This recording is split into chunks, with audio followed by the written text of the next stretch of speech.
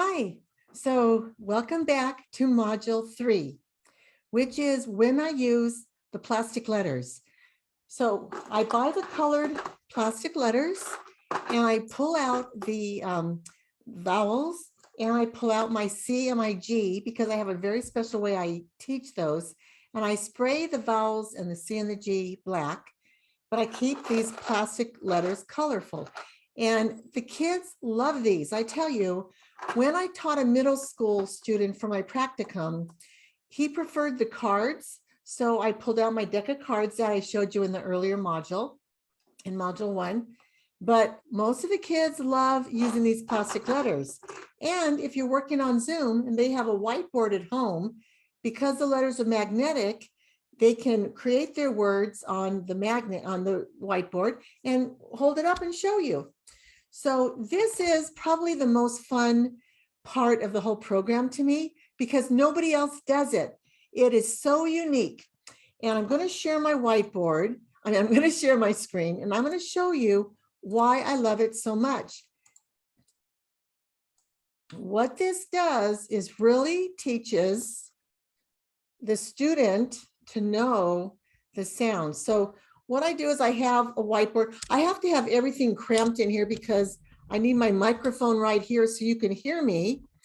And I have my laptop right here. So it looks like it's kind of crowded. Sorry about that. So the vowel sounds we're saying are the short vowel sounds. A, I, ah. And if you've had training before, you're going to love the fact that I move the E to the bottom. So I also separate the I and the E to alleviate some of the confusion. A, I. I'm sorry. A, I, eh. All righty. So I have a scope and sequence that I start with. And I just started with the new student. So it's reminding me how beautiful this is. Here are my 9 steps that I follow. So the first time I'm using the plastic letters, I'm doing set 1, which is B, F, M, S, T. Then I do step 2, and then I do step 3, then I do set 4, and I'm trying to separate my B and my D's and my P, okay? The next column is going to show where the student should be reading in the phonics book before they do a spelling test. But this is only day 2 of my student, and he was reading up to page 2 already. So when it's time for the spelling test, you can see he's not ready for a spelling test, right? So what I told my student is I only want you to write the beginning sound in the vowel. You could tell your student only the first sound. You can tell your student the beginning sound in the vowel because that's what we're practicing. This student wrote the whole word. And even though he added E's where there weren't E's, so a 3-letter word became a 4-letter word, it was a wonderful indicator of his motivation and his effort. And so it was a pre-test, really, but he got to use the music app. And I have these headphones I'm going to show you.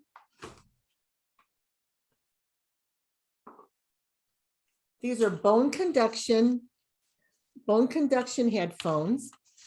So they go behind the ear and the sound goes in the cheek.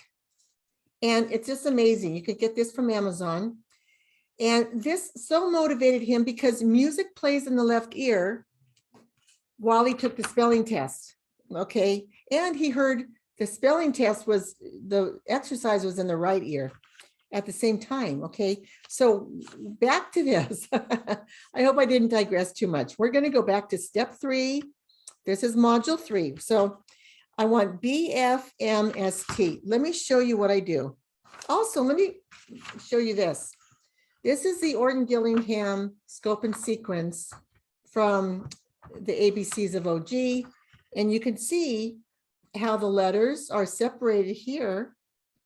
So that's how I'm following the letters. And when I teach other sounds, after I teach digraphs, CH, SH, TH. I mean, I put a little check mark, and I know I've taught those, but originally we want to teach, or initially we want to teach these letters. So this is how I teach these letters. I've put my letters right here. I've separated them all out. So what I do is I model for the student, and then I have him follow it. So I'll say ma, am, mi, im, ma, ma, me, em. When that's done, we put it to the right. Let's try T. Ta, at, ti, it, ta, ot, ta, ut, te, et. I'm going to go through all 5 of these with you. Fa, af, fe, if, fa, off, fa, uff, fe, f. We do the S. Sa, as, si, is, saw, os, sa, us, se, s. And we're going to do the B.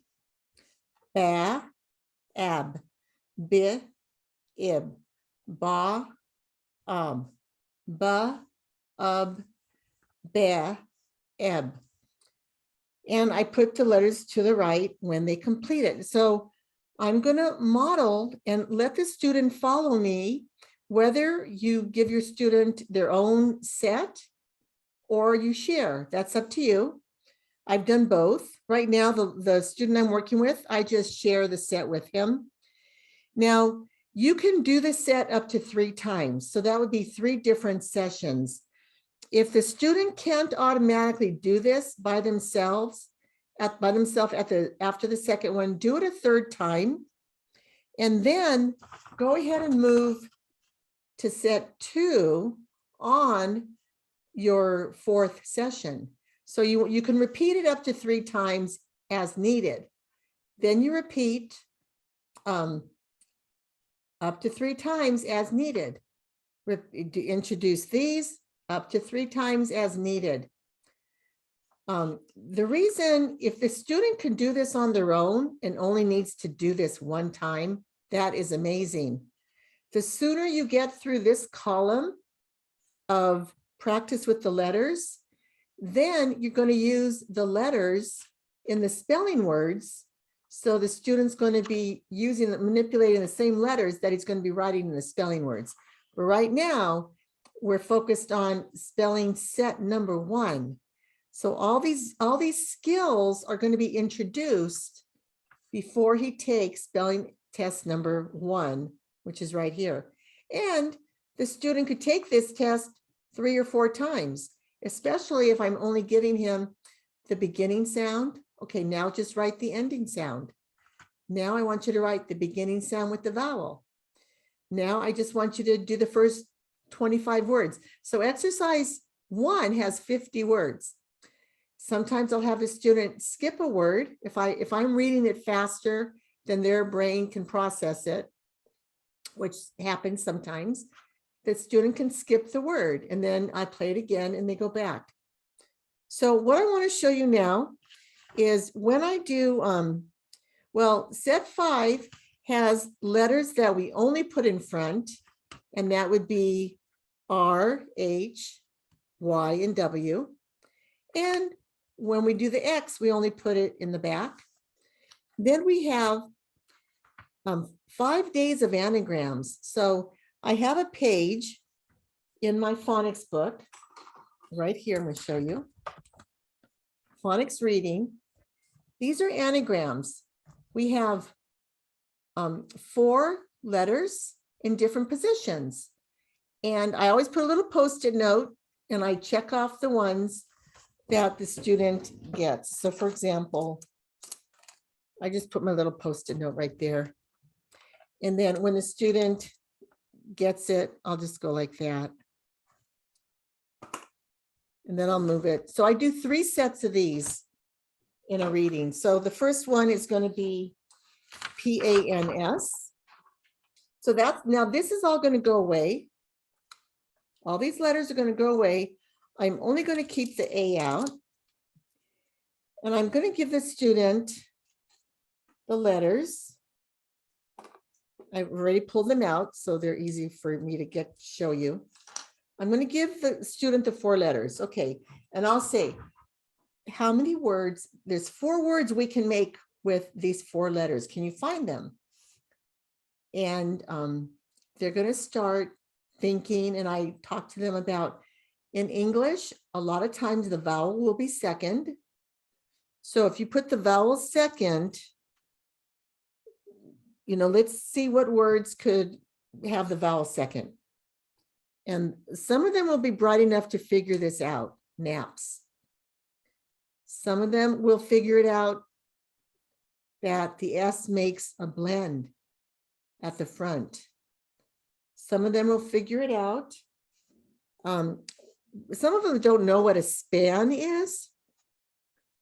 So I talk about the span of your hand is from my thumb to my finger, and I compare it to the students.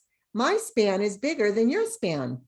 And sometimes when I'm on Zoom and the parents in the background, I'll ask the kid to put his hand next to his mom's hand and see whose span is bigger. So that was three words. And now, and then sometimes we'll go, look at that, pans. So I'll be teaching explicitly that the S makes a plural in a lot of words, and the S could be a part of a blend. It could be SP, it could be SN. Okay, so I'll do that with 3 sets of the letters. And just to show you again, we just did this one. We could do buns, snub, and nubs. Then we could do tub, stub, bust, and butts. Now, what's interesting to see in this guide, the anagrams are before the consonant teams. So I do have a time where I actually, take this out. We will do the consonant teams at the beginning of sounds. And then we're going to do the consonant teams that are at the end of the vowel. At the end of the, so the vowel's going to be following the consonant team, then the vowel's going to precede these digraphs. That's going to be taught after the anagrams. And sometimes you'll have a student who is really fast and they're jumping already to test 2 and test 3. I won't do this because I'm going to give them the letters that they're going to sound out for test 2, 3, and 4. I know this is a lot of information for you. And so we practiced set 2 and set 1 and 2 already in the first few modules. Let me stop my share. Well, let me close my projector out. I love this little lamp. I got it from Amazon.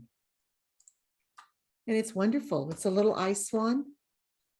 And you can put everything right on your desk if you're working on Zoom.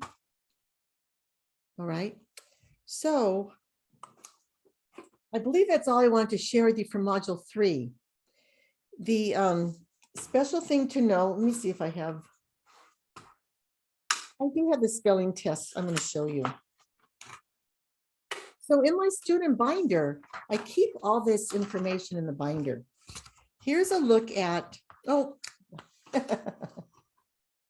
don't know if I can share again, but because I'm already recording, so I can't reshare.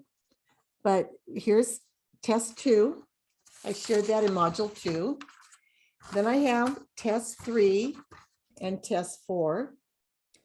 So if you want to pause your video and look at these words, you can see the value of, for example, exercise number 3. smog. S-m-a-g. Take the letters out that spell smog, and you're going to put them in the order. You're going to point s-m-a-g, smog. Next set. Say step. S-t-e-p. Take the letters out that spell step. Point and say. Oh, well, now we're going to do, because we tap it out with the phoneme, with the sound. Now, when we point, we're going to say the letter name. So we're going to say S-M-O-G, smog. We're going to say S-T-E-P, step. So the next word is prop. P-R-A-P, prop. Pull the letters out that say prop and then point. P-R-O-P. Now, for some of my students, I have these instructions printed out, and I'll talk to you about those in Module 10, how you can have access to that. And sometimes they need to see the instructions because you want them to be doing this automatically. And blocked, B-L-O-T. Pull the letters out that spell blocked, B-L-O-T, then point. If they say the letter name when they're grabbing the letter, that's amazing. Then they're going to point and say the letter name again. It's a lot of processing for the student. I mean, to say the sound has been very difficult for some kids, but they need to learn it. And then the letter name with the letters is what I try to teach them. With the letters, you say the name. With the circles, only the sounds. So what I really love about this program too, and the way I compile this is using best practices. Okay, I was using Patricia Cunningham's work in 2005 and 6, looking at what she was using. So you want to explain what some of the words are. Do they know what a blob is? And even if they know, they have difficulty speaking it. So we want to get them practicing speaking a blob, like an ink blob. Like if your pen leaks and you have a blob of ink, that could be a blob. Another word, bled. You know what bled means? Well, in the present tense, if you cut yourself, you bleed. Well, if you cut yourself yesterday, we say you bled. It's past tense. So you see how there's so many concepts being taught that it's making those synapses start to fire, building those neural pathways really quickly with a lot of things are happening. And a lot of students have struggled with reading for up to 3 years, 4 years. And when they're in 3rd grade, 4th grade, and 5th grade, they're just not making sense of so much of what they had put in front of their eyes. So this is helping make sense of what they didn't understand. And this is why it's so exciting for them. I have students leave me and say, wow, is it an hour already? Time flies. I've had a parent recently say, he is so excited to come to tutoring. He just really likes working with you. So what I didn't share, and I've already stopped my camera, with the C and the G, I spray them silver. Sorry, be sure I face it the right way. C and the G. And I take out, I'll teach this more when I teach my grammar tricks in Module 10, but I teach how when E, I, and Y follow the C and the G, they have the soft sound. So usually students know this as K, and it's going to be S when E, I, and Y follow it. Usually students know this as G, but when E, I, and Y follow it, they know it is J. And I believe I alluded to this or showed you a little bit about this in one of the previous modules, but you're going to learn more about this in Module 10. So I know this has been helpful for you, and please stay tuned for Module 4, where we're actually going to put the headpiece on, let the student listen to the music in the left ear only as we model some reading in the phonics reader. Okay, so I'm Dr. Marianne Cintron. Thank you for joining me. And this is your private video. So I'm so glad you're here. Bye-bye now.